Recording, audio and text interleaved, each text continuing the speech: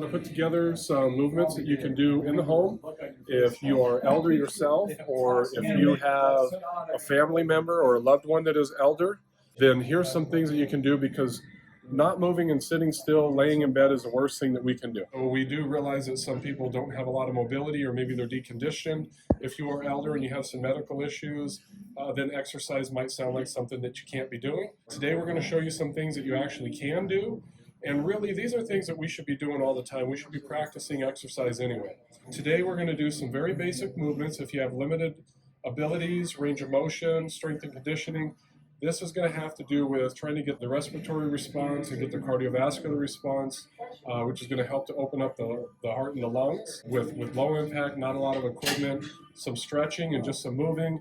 The whole idea is to get you aspirating, get you breathing, and feeling better, and just keeping active and getting through these times right now. So Nicole's going to demonstrate some of the exercises that we have here. The first one we're going to do is that wide stance side to side. So we're going to be stretching, but at the same time getting a little bit of leg in there. Yes, so just something real easy like that.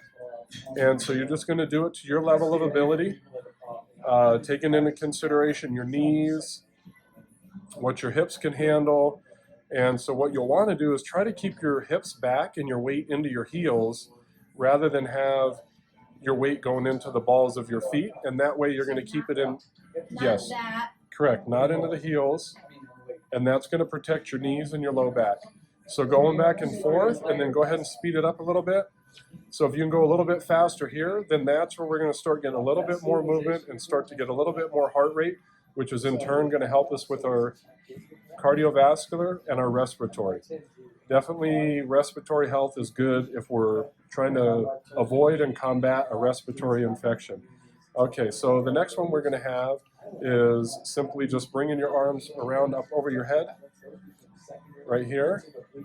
This is going to give us a nice stretch in the muscles in the back and up into the shoulders.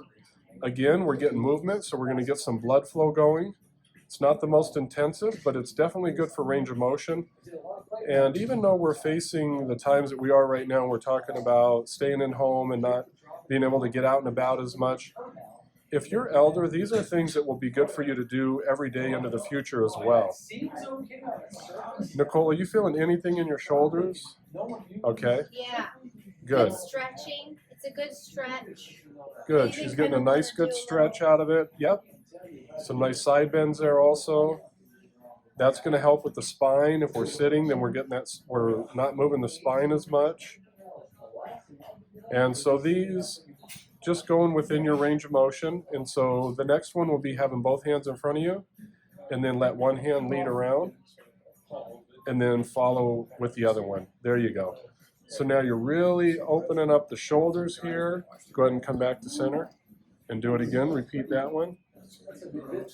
So now what's really nice is you're using that thoracic spine. You're getting the shoulders opened up. And you're actually even having to challenge your balance a little bit, because now you're twisting and rotating and getting into another plane of motion.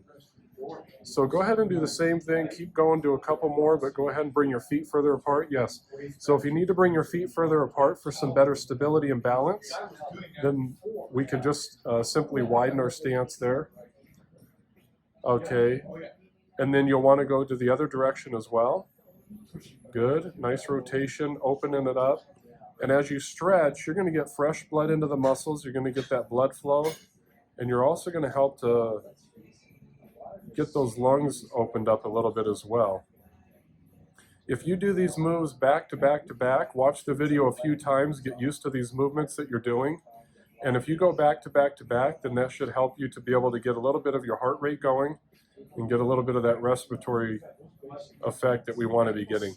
Now the next one, Nicole, is going to be the one that you're bringing your hands down your legs and just reaching within your limits. If your limit is short and you're only going to your thighs, that's fine. And then reach up overhead. Good. Keeping the arms in close to the body there. And then just go down as far as you can. Again, you want to keep your weight into your heels, pushing your hips back.